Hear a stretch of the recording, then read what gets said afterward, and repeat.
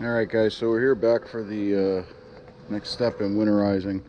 And first thing that we did, we already drained the water out of this camper. I actually did it last weekend. I was on a little bit of a time crunch, so I just wanted to make sure I got the water out. But basically, what you got to do is you come in here, and normally you'll have the water heater bypass off if you're using the water heater, but we're going to turn the bypass on. So by turning it on, that means you're bypassing the water heater. So you want to make sure that's going to be on. Make sure before you drain water that your electrical switch, if you have one, is off. Otherwise you're going to burn out your electrical element. And you're going to release the pressure relief. So you're going to pick this up slowly. It's going to release the some of the pressure, and then you can get your socket for your, that fits over the top of your anode rod, and take that out and stand back, and all your water will drain out of the tank. As you can see, that's my anode rod from this year, and this will not get replaced, or will not get put back in next year. It will get replaced. We're going to put a brand new one in for next year. So that'll end up getting tossed in the garbage. I already have a new anode rod. And once all your water drains, you open up your low drains here, and all your water is going to come out. As you can see, nothing's coming out because, like I said, it's already drained. To help that come out quicker, you can go inside the camper, open up all your water. If you have laundry, hot and cold, open it up. Sink, kitchen sink, sink for bathrooms if you have one or two. Kitchen sink, anything that you have water hooked up to, open it up. Everything will drain out. Once it's all done, close everything up, including these. Make sure your water bypass is on, and we can get ready to hook up the compressor.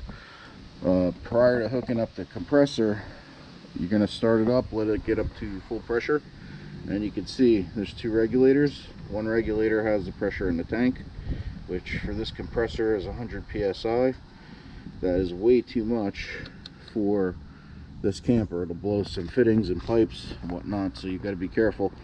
Right now this is set at 90 because I probably had a framing gun or a trim gun hooked up to it, so we got to lower this down. So you just turn your regulator knob, and we're going to turn this down all the way down to probably about 45. I generally run somewhere between 45 and 50.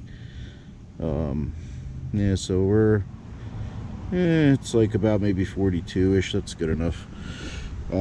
This is going to get hooked up to our city water connection, and what we're going to do is turn it back on after it's hooked up, and it should pump up the system.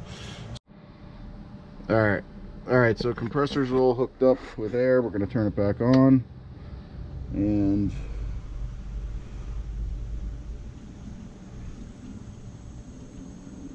just going to turn the air.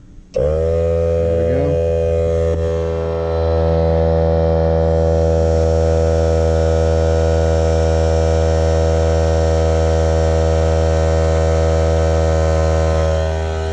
Sorry about the noise, but I just wanted to show you. We got to make sure we keep this around somewhere around 40 to 50. Otherwise this will blow some line. So we'll just get this running. We'll fill up the system with air, and then we're going to go inside and let the air come out. So I'll show you that in a second. We'll be back.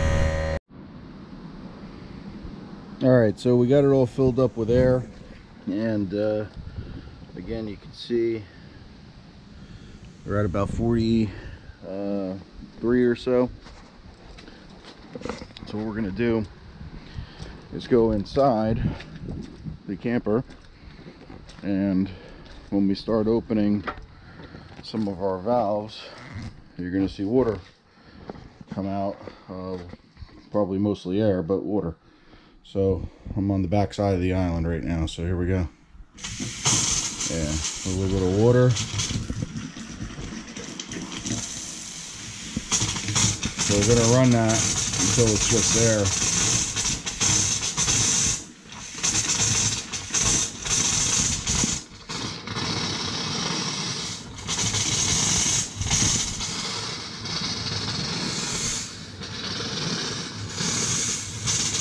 You can move it towards the hot, the cold, whatever side you want. I just heard the compressor kick on outside.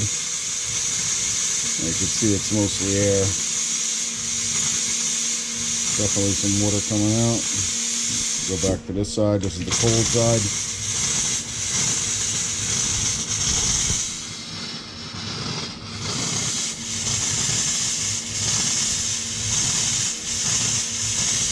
So up here in New Jersey, you know, we're going to do both as far as, you know, draining the system with air,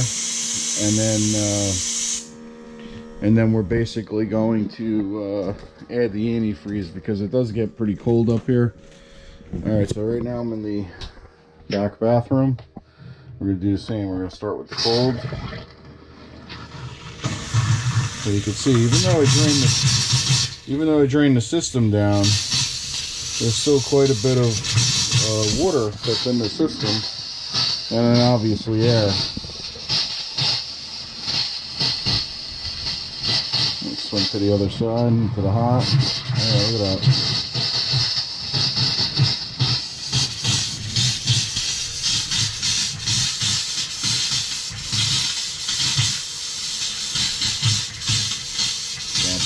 Alright, so we're going to go around to the other fixtures and do this. It's the same way. You just open the hot and the cold, let it come out until you just basically you see as much air as possible, and you know, hear the air. You're not going to see the air, but hear the air, and you don't really see much of the water. And then we're going to hook up the antifreeze, turn the water pump on, and basically it's going to be the same process, and I'll show you that. So I'll be back after I get this all drained out, and then I'll show you the next step. Hey, I just wanted to give you guys a reminder. Don't forget, if you have an outside shower, you know, some campers have one, some campers have two. You're gonna drain, you know, so you can basically just see any water dripping out. You'll hear the air. Make sure you do that. So I'm going to go back over to here because I do have another outside shower over by where all the connections are, and that's it. So we're going to also be draining this one out. I have to hook the hose up, so I'll be back. So another thing you guys have to remember is see that drain right there? That is the drain for the freshwater tank, which is underneath here. Again, that was drained last weekend, and I just opened it again because I just pushed through some water through the system on the tank fill and with the air, and now I'm just letting whatever remaining water that was in that line drain out. I'm probably going to leave that open for the rest of the weekend, and then let that drain out real good in that tank. All right, so we're about done here using the air compressor. Just letting it fill up one more last time. I'm just gonna run a little bit for the those red and blue low water drains, and then we'll let it cycle through again real quick, get the air in there, and blow the rest of the water out, and then we're gonna start up with the antifreeze. So I picked up I believe 8 bottles, 8 gallons of RV marine grade antifreeze. It's the pink stuff. Do not use antifreeze for a vehicle. Anything other than RV and marine grade antifreeze is toxic, and I would definitely not use that.